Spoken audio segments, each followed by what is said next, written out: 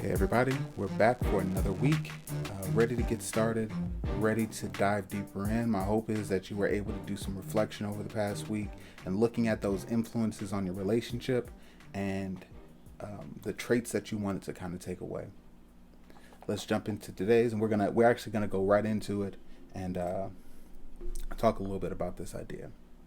Now, the title, I guess we'll call it. It says, "What is cherish?" What is cherish? Now, we've heard the words love and cherish, right? That we're supposed to cherish our wives, cherish our spouses forever. So, what does that look like? Because most times, especially if you are like me, we don't really know the difference.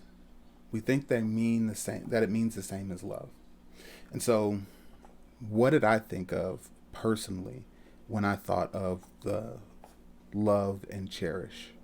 Well, love was always shown to me food on the table, right? I had food every night. I didn't have to worry about where my next meal was coming from. I didn't have to worry about where I was going to live, where I was going to sleep. There was always someone else looking out for that. In the case was my mom.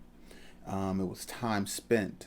We used to do little things like on the weekend. Sometimes we go to the park and play basketball, or we go to watch a movie, or we just hang out and watch movies on Sunday afternoons.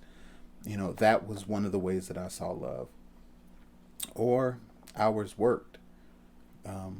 Again, from my background, my mom at certain times were working 2, 3 jobs to try to make sure that we had all of those other things. We had the ability for all those other things. And so when I got into my marriage, especially during those first 5 years, that's what I thought love was. And so that's how I tried to demonstrate it. I would push myself to the limit, work hours after hours after hours to provide. Now, these are all physical things. There is nothing wrong with them, and they are all necessary. We know that. But there's the other side to it. And that other side is to cherish the person, not just provide the things that they need. So how do we tell the difference? What do we do here? Now, as I stated, myself, I'm a Christian. So if I want to look at this, I'm going to look at the Bible and see if there are some examples in there I can kind of use. So here are a couple of different ones we're going to use. Now, on the left-hand side, you're going to see examples of what love is according to the Bible. And most of us, even if you're not a Christian, you've probably actually heard a lot of these growing up. Whereas cherish, we're also going to look at and there are examples of that from Song of Songs or Song of Solomon, depending on where you grew up. Now, me personally, when I grew up, I never really heard much from Song of Solomon because he was always talking about his love and his wife, and it was all these themes that a lot of people would call quote unquote grown-up stuff, right? It was talking about things I couldn't really understand at the time, or I couldn't apply, let me say it that way. But that doesn't mean I couldn't understand and see that there is a difference between the two. So let's take a look at it.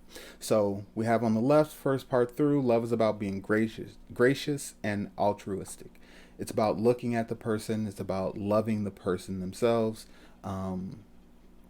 enjoying them as they are, not envying them, not holding anything against them, but loving that person. Whereas cherish is about being enthusiastic and enthralled. Now, most times when you start to look at the beginning of a relationship, we have no problem with this. When you're trying to get the girl, you're always thinking about her. Oh man, you make me smile just to think of you. And he says, how delightful is your love, my sister, my bride. How much more pleasing is your love than wine. Like he is putting it down like, oh my goodness, when I think about you, it brings me so much joy, so much happiness.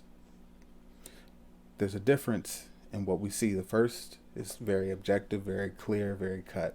The second one is like, oh man, I can't believe you're with me. Second example, love thinks about others' selflessness, whereas cherish thinks about his beloved with praise.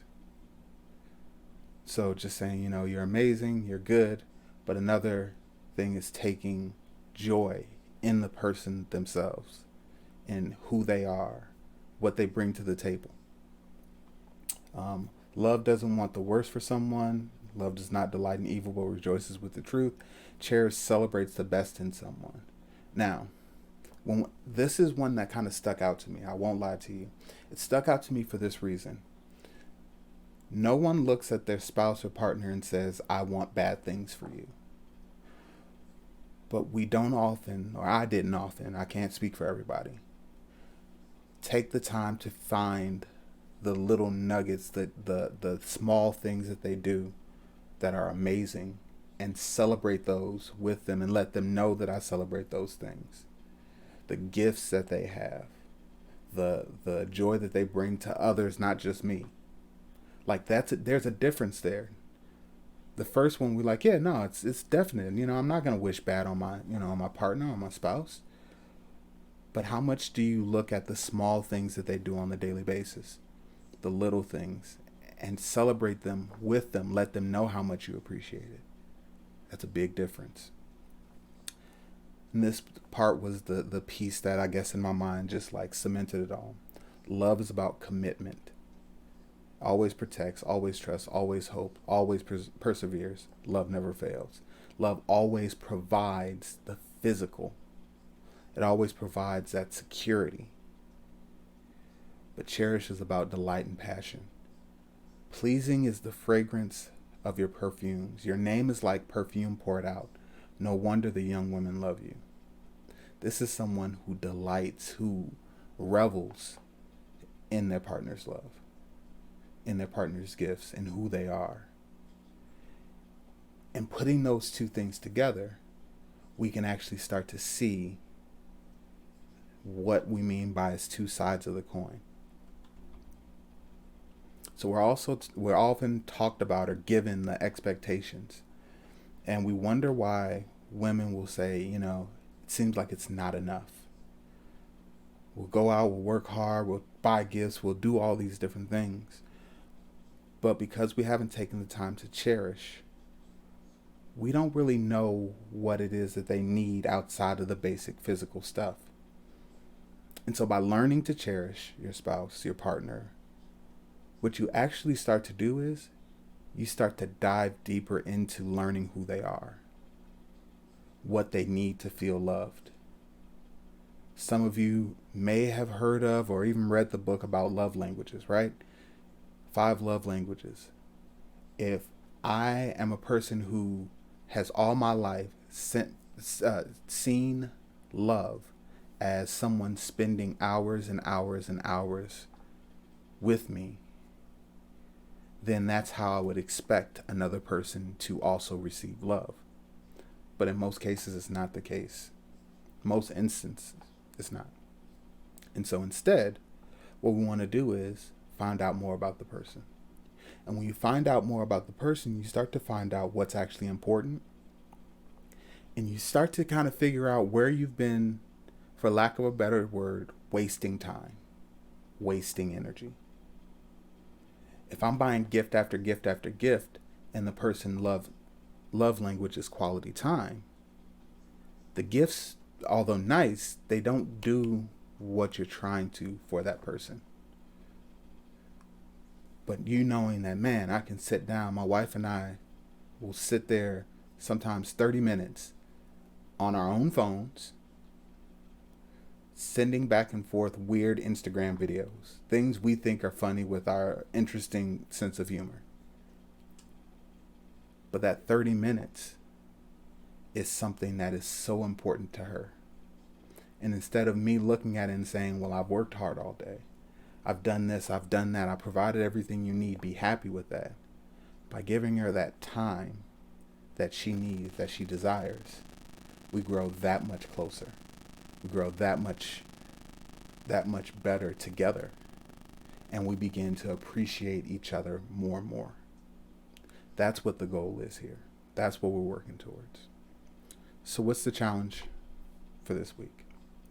Well, based on the passages, and you can probably find others. So if you want to go back, pause the video so you can look at each of them. How do you differentiate between love and cherish? How do you see them represented in your marriage or relationship? Is this an area where you have to work? Is this an area where you and your wife or your spouse are doing well? How are you doing well? How are you tracking that to make sure that it continues to move forward? Because that's obviously our goal. We want to get better and better, and our relationships go stronger and stronger, day by day, year by year. With that, it's been a joy speaking with you all. I'll see you again next week, next video. Have a good week. Bye.